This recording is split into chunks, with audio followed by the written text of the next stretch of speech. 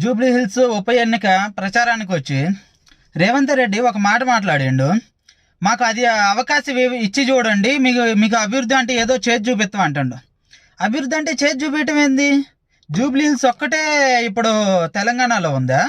అంటే ఇన్ని రోజులు తెలంగాణలో లేదా? ఎలక్షన్ ఉంది కాబట్టే తెలంగాణలో ఉందా? నువ్వు తెలంగాణకి సీఎంవి, నీ నియోజకవర్గానికే సీఎం కాదు కదా, తెలంగాణ రాష్ట్రం మొత్తానికి సీఎం కదా. గెలిపించినా గెలిపించకపోయినా ఆ నియోజకవర్గంలో ఉన్న ప్రతి ప్రజలకు నువ్వు సీఎంవే కదా, మరి అందరికి న్యాయం చేయాలి కదా. ఇదేం మాట?